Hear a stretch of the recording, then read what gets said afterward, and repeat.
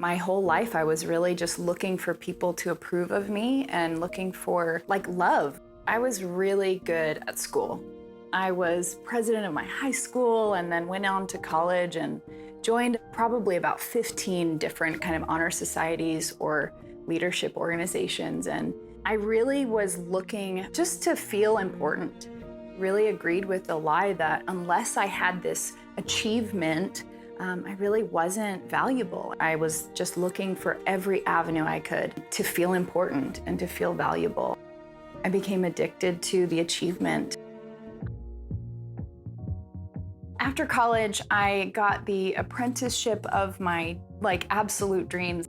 I moved to New York City to work with a Fortune 500 leadership consultant. Just got very quickly caught up into the nightlife scene. All consumed with partying and drinking and promiscuous activity. By day, I was kind of walking in this dream job, and then by night, I was staying up till 4 in the morning at clubs. I was surrounded by so much money. I'm surrounded by famous people. I was drinking 3 or 4 times a week, blackout drunk. It did help me escape kind of some of that pain that I was experiencing from just rejection and not feeling worthy and not feeling lovable. Escaping that pain was something I did with alcohol, and then the promiscuity, that piece was really trying to convince myself that I was lovable. It's like, if someone will take me home, that means I must be lovable. Then you wake up in the morning and they don't even remember your name. So I had been partying at night, working during the day, and my birthday was coming up. And so I invited what I call my nighttime friends to join me for my birthday. Only one person showed up. It was so sad.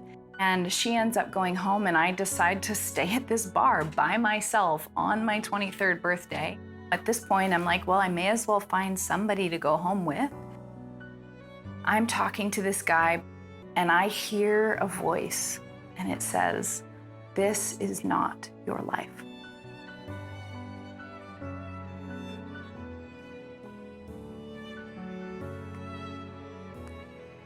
And as soon as I heard those words, I knew they were true. It was almost as if someone had turned the lights on in the bar for me. It was like I could see clearly, even though I knew I was still drunk, and I needed to leave that bar instantly and go find what is life, what is my life. I immediately put my drink down. The guy is still probably trying to talk to me, and I just walked straight out of the bar, and I got in a cab, and as soon as I get in the back seat, I look up front, and there's actually a man and a woman. They agreed to take me home despite being off duty. The woman in the front seat, she said something to her husband, something like, "Doesn't God know it?" And I only caught that, a couple words, but I heard the word God. And I instantly knew that that voice that I had heard in the bar was God. I stuck my head through the little taxi window and I said, "Do you believe in God?" And they start sharing the gospel with me, just telling me what Jesus thinks about me and how much he loves me and that he died for me. And I had heard this story before, but for the first time in my life, it felt like it was just for me. I knew he came and just sovereignly cut through all the mess that I had made just for me.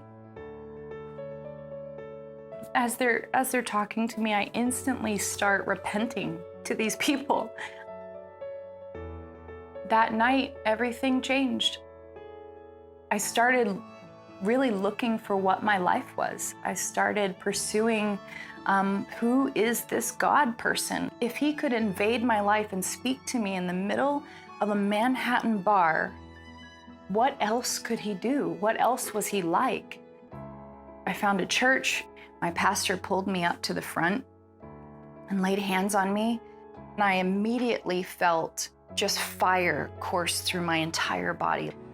This was extremely specifically a line in the sand with my walk with God. I was instantly delivered of cursing. I haven't had a sip of alcohol since that day. I stopped sleeping around. No one even had to tell me to stop sleeping around. I just didn't have the desire for it. God never, ever asked me to earn his love. It was never about the doing. It was never about getting it right. When we actually believe and know that we're loved and that we were first created and designed to be the object of God's affection, you start doing the things that align with his heart. There's a difference between the peace that the world thinks is peace and the peace that only Jesus can give you. That's one of the greatest gifts that I experienced when he saved me.